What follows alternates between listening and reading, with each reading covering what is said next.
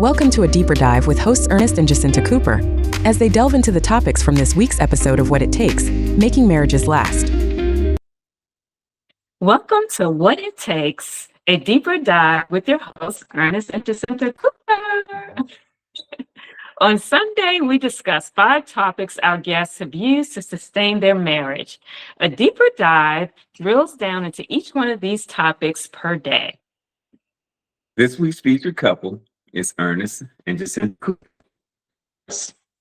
Our top 5 topics, they're communication, finance, humor, integrity, and friendship. Today's topic is finances. Yes. So in yesterday's broadcast, we said the most common obstacles that challenge relationships between men and women are communication, sex, and money. So we're back today with one of the trio, finances or money or finances. So marriage can have a profound impact on your financial life, and money can have a profound impact on your marriage life. When you get married, you combine actual finances and or combine decisions about finances. Mm-hmm. You have to make decisions about bank accounts, investment accounts, retirement accounts, just to name a few, and about how many individual and a shared financial obligations you have. So we're not here to tell you which way is right or which way is best. Right. We're just here to tell you that it should be a conversation. Right. So, because it's 3 different ways most of these situations can be handled when you're merging finances together. You can keep everything separate. You can get a joint account and put everything together, or you can do some type of hybrid version of that, where you have your account, I have my account, we have a joint account, we do this with our joint stuff. So we're not telling you which way works best, because it's not a one size fits all. Essentially, we're giving you different options that you have, and you need to have those discussions and look at the pros and cons of it and decide what's best for you.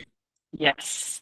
And so one of the sources that we've used for this discussion or reviewed for this discussion is an article on RamseySolutions.com, Mm-hmm. Money and Marriage, 7 Tips for a Healthy Relationship, in which the author offers the following 7 tips. So keep a joint account. We'll talk a little bit about that. Discuss your lifestyle choices together. Recognize your differences in personality. Don't let salary differences come between you. Keep purchases out in the open. Set expectations together, and don't let kids run the show. So with the first one, they suggest, and we'll talk a little bit more about what we think, keep a joint account. Some couples think the best way to avoid money arguments is to keep separate checking accounts. His paycheck goes into one account, hers goes into another, and they pay bills separately. No harm, no foul, right? They say. And they say wrong. They say don't do it. Don't do it. And they say this lays the groundwork for major problems with money and marriage. Separating the money and splitting the bills is a bad idea, only leads to more money and relationship problems down the road. Don't keep separate accounts, they say. Put all your money together and begin to look at it as a whole. So what do you think about that, Huston? Well, again, I think I kind of touched on it. Yeah. I don't see every problem as a nail, because I'm not a hammer. I think you need to go in the whole toolbox and look at different tools to solve different problems. And so, the thing is with me or with us, we have our own way of doing things, but it might not work for the next couple. So I don't need to share the way that we do it, because some people it just might not work. But I think you should have a conversation, Right, about about the different options that you can do and figure out which one best fits. Mutually agree, come to some type of consensus, whatever, and you all need to agree on, which way works best for you. And I think it's less about how the bank accounts are structured, and it's more about how you talk about and proceed with your finances overall.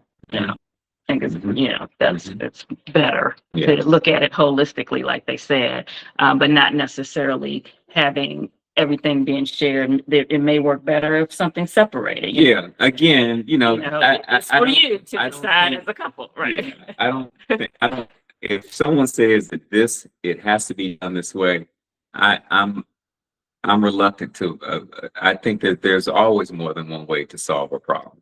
So, or an issue. I don't want to call it a problem. There's always more than one way to solve an issue. So, you have to look at what best works for you all. And don't say that my way works best for everybody, because maybe it doesn't. I don't know. One of the ways you can have a joint account that everything comes into, then you give yourselves allowances. Or, one person's account is for paying certain bills and another person's account is for paying other bills. There's just so many ways you can structure it. Depends, Yeah. So we're not here to tell you that, but just look at all your options and then talk through together. Yes. Together. Yes. And the next one is discuss your lifestyle together. It says couples in healthy marriages talk about money more. Talk daily or weekly with your spouse about money. And it says 54% have great marriages versus 29% have okay or in crisis marriage versus, those that talk about money and those that don't versus those that don't. So what do you think about that? Well, so lifestyle choices is, Goodwill versus Bloomingdale's, Right. Or both. Coach versus First Class, bargain hunter versus, status buyer. Right. The thing is, kind of clearly identify yourself, have your partner clearly identify themselves. See if you all agree Right. on, how you all are identifying yourselves. And because, if you're on different ends of the spectrum, it's going to impact your finances. Right. And, so the thing is, you have to look at how that's going to tie in with the overall budget, Right. and if it's realistic. Yeah. So, and well, I don't want to skip on forward, so I'll leave it at that. Well, I was going to say that the article says that marriage is compromise, and that's so true because you come in with your different tastes, especially like maybe shopping, and you used to go into a high-end store, and like me, I'm the bargain hunter, and in this Absolutely. in this partnership here, and I remember I go shopping. Right. I Shopping remember is the a first good time we shopped. I don't like to shop, and so it needs to be easy. So I need to just pick something off the rack. It needs to be, it needs to fit me perfectly. And I don't want to spend a lot of time in there. I used to just go straight and buy the same type of shirt, just get in a different, like or a polo. I get a black, a red, a green, a purple, or whatever. But they were Michael Kors, or they would be something from Bloomingdale's, because it was easy. Like, they have the everything set up for you to spend money. Yeah, Go ahead. I was gonna say the first time we went shopping together, and we were getting ready for, I think it was the Miami trip with Rob and Eddie Best, and we are in Nordstrom Rack, and he goes straight to the expensive shirts. Like I said, I'm a bargain shopper. So for me, if I go into Nordstrom Rack, I'm going to clearance, I'm going to the lower end, not the designer, and he just picking stuff up. And maybe his 5 shirts were $400. And me, I'm like, I get 5 shirts for $100, Right. So you have to understand, your habits, your lifestyle, and come to a middle ground. And I think that So our solution is she buys all my stuff. right, but it still looks like But the they're thing is, $100 shirts. Right. It looks Right. just like what I was buying, but it's a fraction of the The cost. cost. So you And still she look likes good. to shop. And When I like to go, shop. I don't like to shop. I don't like trying stuff on. Like I said, I'll get the same designer because I know it will fit me the same way every time. Yeah. So, because she likes to do it all I have to do is she buys the stuff, she brings it home, I can try it on at my leisure. So So the bottom line here is to remember that your lifestyle needs to align with your actual income. So when Yeah, you're budget. when you right Your when budget. you pool your resources together, you can't have one person that likes to spend more, one person that's like budget conscious, you can't afford to spend more, even with your money pool. So that's the one thing to remember there. Recognize your difference in personality. Everyone's money mindset is different, and opposites tend to attract. Chances are one of you loves working with numbers, the nerd. Mhm. I'm not saying which one. I think we're both kind of nerdy, but anyway. And the other one would rather not be tied down by numbers. The free spirit. Who's So we're talking about mindset. So mindset? like, the saver versus the spender, Yes. the risk taker versus the person that's risk averse. Right. Do you look at money as a tool? Or Right. do you look at money as a goal? So the thing is I think in a lot of ways we're aligned. Like, well, let me speak for myself. I look at money as a tool. Right. I think it's something that you use to get you what you want, but you have to be thoughtful with how you do it. I've been a spender, but I try to save. Um, and then what was that one? Risk taker versus risk averse. I've done a little bit of, as I get older now, I'm starting to become more averse. I've taken a lot of risks. Some have been good, a lot have not. But at my age now, where I am as far as looking at retirement, I'm becoming a lot more risk averse. I'd rather just kind of put some things in some safety, get some stuff paid off, and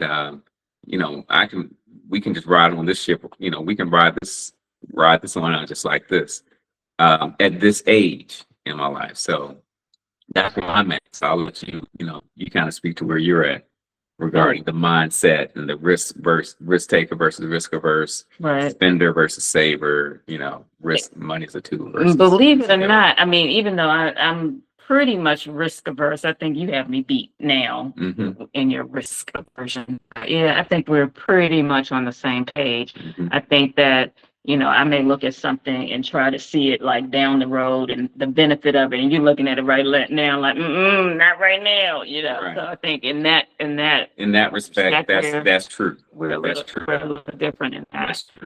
So this article says, while personality differences cause some marital problems, it isn't the real root of your money. And I would say it can cause some marital problems. It isn't the real root of your money and your marital issues. The source of the problem is whenever one of you neglects to hear the other's input, or when one of you bows out from handling finances altogether. So that's true. One, you can't just throw your hands up. Right. You handle it.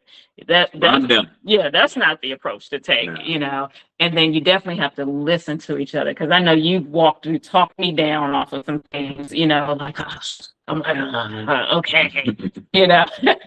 and then I'm like this, okay, but yeah, when you listen, with the intent of understanding, active listening, Yeah. then you get it. You get it. Yeah, but you still, a little bit, you still don't feel You still good. disappointed. Yeah. You know what you want. Yeah.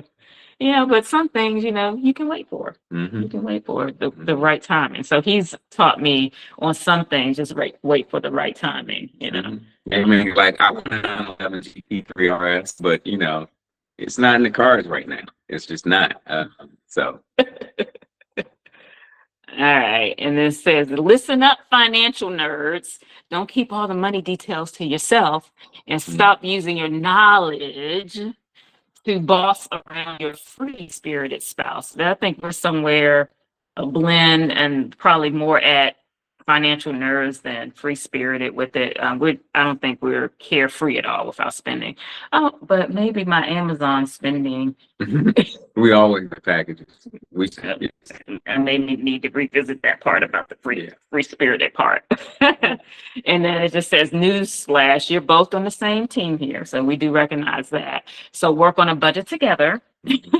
Use your personality differences to become stronger and a united team. The next one is, don't let salary differences come between you. For most couples, one of them probably makes more money than the other. Rarely will you both be making the same exact salary, but whether the amount comes to $50 or $50,000 or more a year, the same problems can arise from having that difference. Instead of seeing the full pot as our money, right? You may think you have a leverage over your spouse if you're making a higher salary.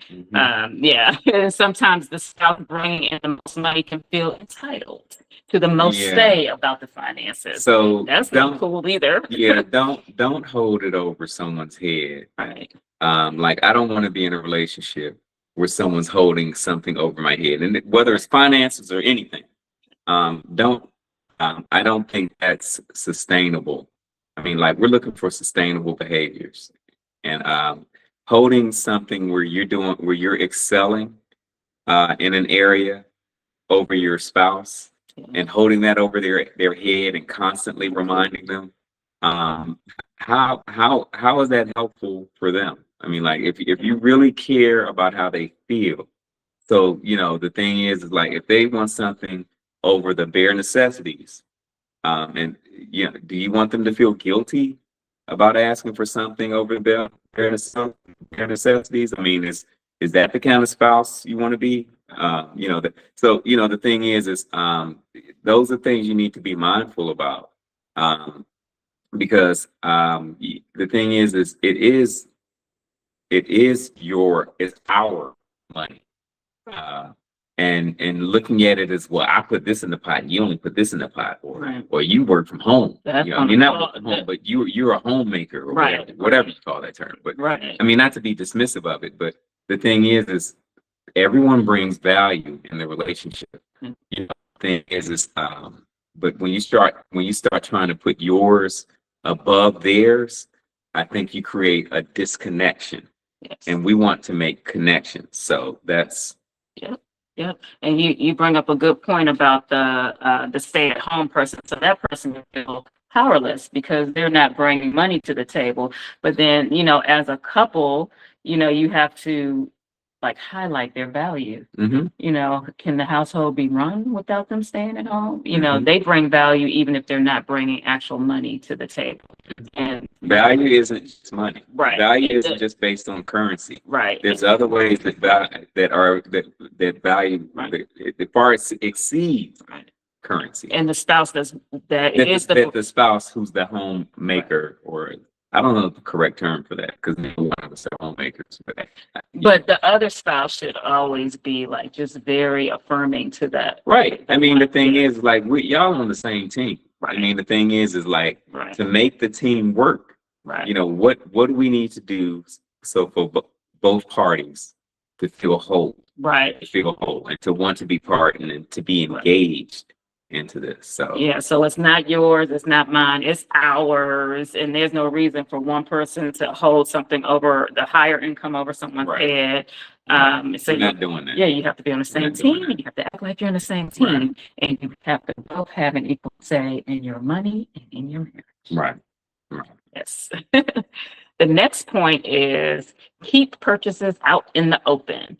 1 in 3 of those who argue with their spouse about money Mhm. confess they've hid purchases from their spouse. So honesty isn't just about fidelity in the bedroom. Oh yeah, fidelity. Yeah. It's not. It's being full. Like Jacinta is not going to. If no, not if.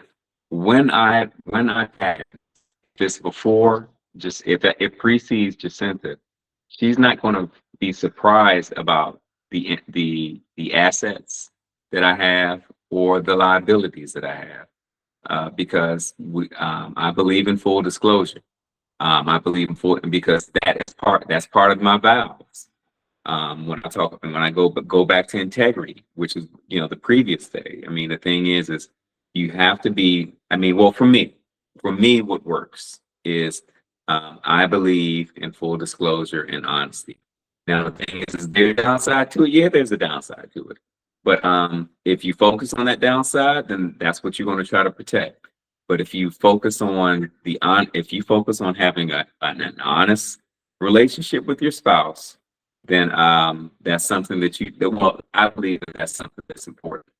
And I believe that I believe that my spouse is doing the same with me.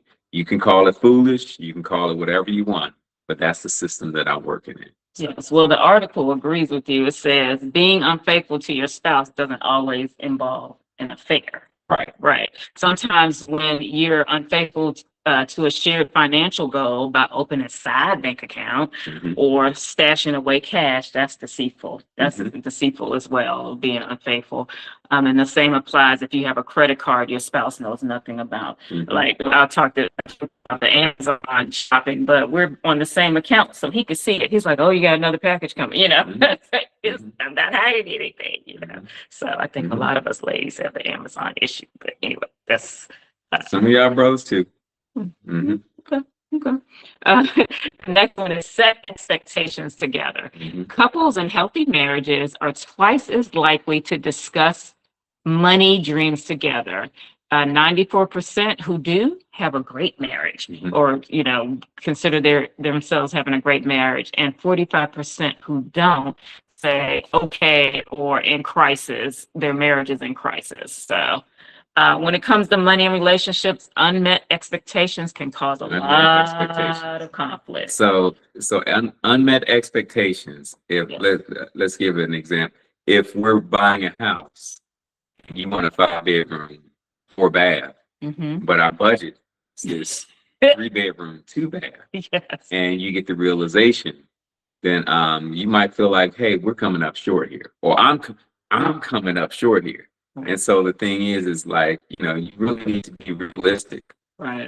And being realistic to me when it comes to finances is, how the banks look at it. You look at your ratios, take your emotions out of it, and what your debt to income ratio, your credit score, look at these ratios and understand where you all sit, and you might have to re-level set Right. about where you're really at. Now you can still go after these goals later, but the thing is that's something to be mindful of. So Yeah. And the article says that's the quickest way to feel unfulfilled and unsatisfied with your spouse is when you expect things to go a certain way, only to find out reality is a bit different. So you got to manage those expectations. yeah, don't compare it. Do not compare yourself Don't- against your girlfriends or Don't do it. your homeboys Don't or do whatever. it. And Don't do it. trying to keep they got this Porsche, or they got this new Maybach, or they got this new whatever, and then y'all want to no, don't do that. Don't do House that. poor. Yeah, You're living in your car. yeah. I mean, I'm not, and I am no expert. I mean, I've had experiences, but the thing is comparison is the thief of joy. It really is. I believe that. So, And the bottom line is just keep your expectations in check. Don't have unrealistic expectations about money. You're headed for problems. And the last one mhm. is don't let the kids run the show. For us, we empty nesters. So Yes, this doesn't yes. apply to us, but we're going to keep Yeah. points anyway. Well, yeah, I mean, the thing is even with that, Yeah, the thing is, yeah. the last point in that we're talking about here in finances, they're talking about the kids run the show. But I have one to add to it is, you need to understand the legal side of marriage. And so we're talking about trust. Mhm. We're talking about, Oh, yeah, what is it? irrevocable Trust, or revocable. irrevocable trust, revocable trust, Right. prenuptials, Right. That's wills. true. Mhm. You need to understand that and how avoiding probate. Retirement account. Yeah, Yeah. what type, how you hold the deed. Mm-hmm. You need to understand these things. You need to have Beneficiaries. conversations about that with your spouse, and you to really understand that, and because most marriages in divorce, and then in the ones that don't end divorce, there's a big percentage of them where the people are staying in them, but they're not happy. So, when you're talking about something like 10-20%, that's now you're looking at from 50 something percent to 70%, where this marriage thing isn't working. So what do y'all have planned just in case something that falls apart? Like, so, the thing is, I understand that mindset. Well, divorce is not an option, all of that. But the thing is you can still have that conversation. If you can't talk about something like that with your spouse, what the hell are you doing? The thing is, you need to have real conversations. Real conversations. And it is okay to have a prenup that says you're covered if we stay together, but if we don't, you can't have all my stuff. Yeah, I mean, It's yeah. okay. The thing It's is, okay you to do that. need to look at where, we're 1 year, 15 months into the marriage. What's mine is mine. What's hers is hers. If and when I said what's mine is mine, what I bought what I brought into the marriage that has my name on the deed, what she brought in the marriage that has her name on the deed. You know, Oh, yes, yeah. those things, like, you know, if we divorce tomorrow, which we're not, but if we divorce tomorrow, I'm not taking that. She's not taking mine. Right. And the thing is that, you know, that those are thought that, I mean, why would I take that from her? But Right. the thing is well, I don't want to go into saying that you should do a prenup, or that you shouldn't do a prenup, or that you should do a postnuptial, or you should do a postnuptial. But I'm saying that you should have a conversation. Right. And if you can't have a conversation, an honest conversation about it, then that's a problem, because this is a person that you're going to be married to and be able to talk to about everything. Right. And if you can't talk to them about something like that, then what are you really doing? So that's And I'm just going to circle back to your point about avoiding probate. yeah. Yeah. So that's with the trust. I mean, the So thing just is protect like, yourself. So if that something happens to me, I yeah. want it to be easy. Yeah. Going like, Make it I want it easy to for be your easy for you. Make it easy for your surviving spouse. for the surviving. Don't have your assets tied up. I mean, but again, I'm not going to tell you how to do that. I'm telling you to research it, have a discussion about it, and make a plan that works for you all. You know, I don't want to discuss in detail how we did ours, but we had conversations. Right. We know we have a plan about how that's going to be dealt with. So that's it. That's all I have on that. Okay. Do you want to talk? Just give them a couple of things the article said about the kids. Yes. Okay. Yes. Please. That's actually a good point. I mean, the thing is you know, your marriage, your spouse is first. Mhm. Your spouse is first. Yes. And so the thing is a lot of kids might not be used to that. They might not be accustomed to that, especially when you start talking blended families. Right. You know, but you know, you need to have real conversations, like, you know, and let them know, hey, listen, you know, I run my scenarios about my business partner, my spouse, my BBD. I mean, but that is standard operating procedure. Yes. So, you know, the thing is like, you know, they have their concerns and I'll listen to that. But this is where it starts. This is, you know, we do this together because this is my business partner. That's how I look at marriage. I mean, this is my lifelong forever. Right. And you can't let the children pit you against each other. Like one of you is buying stuff for the kids, the other person Kids won't be kids. doesn't agree with it. So, but you have to communicate and just make sure you're on the same page about budget for things for the kids. It just keep. Oh, yes. Well, again, a budget, and then the honesty within the budget and full disclosure. I mean, you know, you got to look at the big picture, because, you know, I understand that some people looking like, well, you know, man, no, I'm not, I make way more money than they do. I'm not going to do this and I'm not going to do that. But again, you can protect yourself. I mean, if you look at the legal side of marriage, then you can understand how these things work, and you need to be honest about what you're doing when you're setting up these protections. I'm not doing things in the dark here. I'm not doing them in the dark. I'm being very honest. All right, this is what I'm doing. These are the consequences as I know them, setting up this type of investment vehicle, or this type of investment device to protect us against trust, or in the event of death or something like that. So real conversations about those things is, you know, something you all need to have. So, Yes. Yeah. yeah. So Thanks for joining us for our discussion about finances, our deeper dive into finances. And our next topic is humor. All right. Humor. So stay tuned for our deeper dive into humor tomorrow with the Coopers. Thanks for hanging with the Coopers. And like and subscribe. Like and subscribe. Have a good night, y'all. Take care. Peace.